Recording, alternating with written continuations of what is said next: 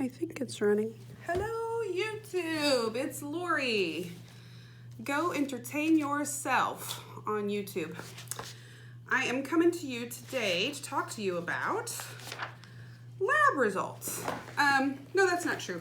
Actually, I'm going to talk to you about the list of things that were tested for me for autoimmune that it wasn't, so that you will know what kind of tests to expect them to run for you when you end up getting all the tests run that you will need. So just to give you a little quick recap, February 7th, I started having symptoms of a rash and a bad sore throat, and that lasted for a week, and then followed by 10 days of fever and a terrible headache and some strange results coming back on my labs. They put me on prednisone for the rash. That lasted for about 10 days. And then toward the end of my fevers, my family doctor figured out it was probably an autoimmune situation, although he kept saying he thought it might still be a virus. And he put me back on prednisone for 10 days. I ultimately ended up at the Cleveland Clinic getting care from a doctor in rheumatology there. And so anyway, along the way, there were a lot of opportunities to test me. And I just want to make you a list of things it wasn't. So I'm going to flip through these pages real quick. Number one, strep. They didn't think it was strep. They did 2 swabs and 1 blood test, decided it wasn't strep.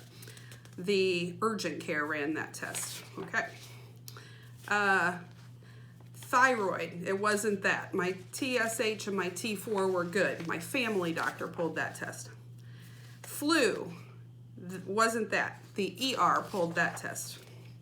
X-ray of my chest for pneumonia, it wasn't that. The ER pulled that test as well. Let's see. Mono, it wasn't that. This was on the 19th at the ER. My family doctor said, ooh, I was really hoping it was mono. That would have been a good one.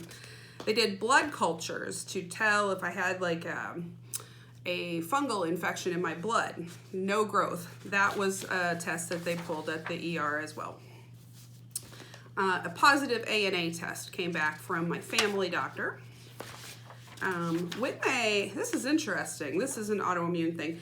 When they study that ANA test, they can go in and actually look at the way it showed up, and they called mine a nuclear dense fine speckled. That type of value shows that it was probably not lupus, Sjogren's, or systemic sclerosis. They can rule out a number of things based on the shape of how it looks. Who knows? Okay. What else? Yeah, that's more of the same. So, other tests of things that it wasn't. My SED rate started at a 12, went down to a 7. Lyme disease, negative. That one was pulled by my family doctor. Rheumatoid T factor came back negative. That was pulled by my family doctor as well. That ruled out rheumatoid arthritis. Other things that they ruled out were HIV, 1 and 2, and also, sorry, bear with me. There was one other weird thing. Oh, hepatitis A and C. They checked for that, not it. Okay, so that's a long list of things that wasn't.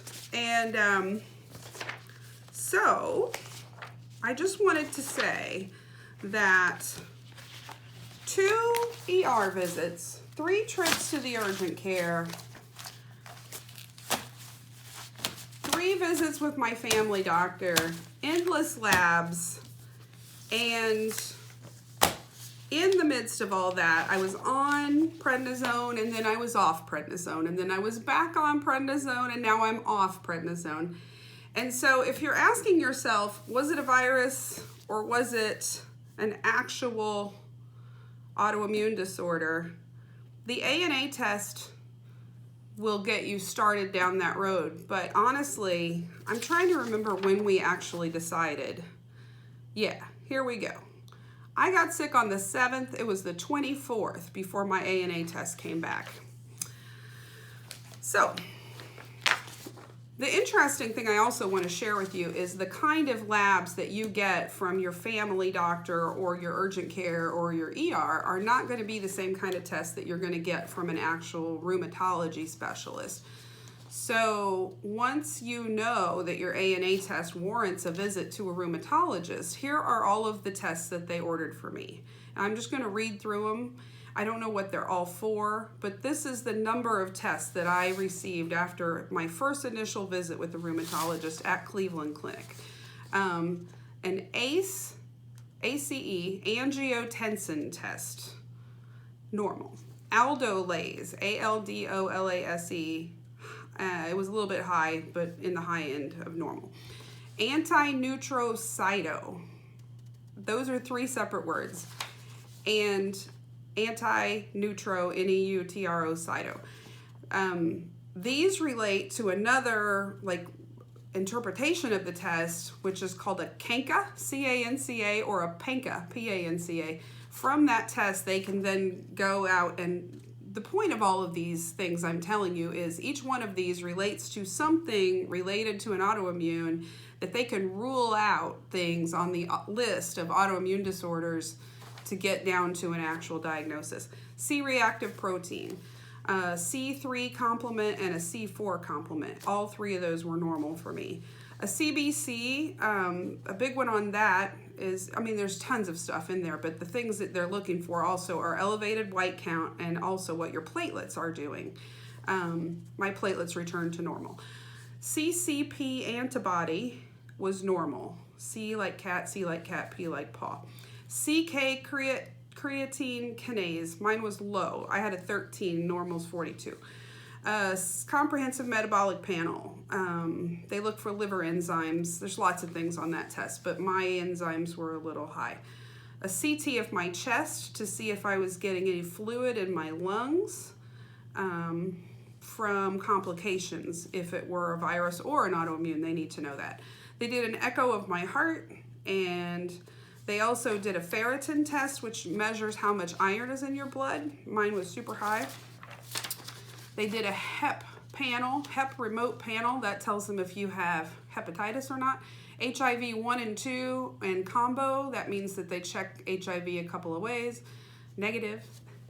Lung diffusion capacity, lung volumes, and spirometry. That took me to a specialist who specifically tests whether you can breathe in, breathe out, and hold your breath to check your lung capacity. All mine were good.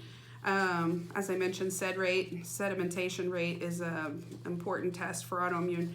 Urinalysis, mine was cloudy but normal, and then a vitamin D test. So that's 21 tests we ordered in one day.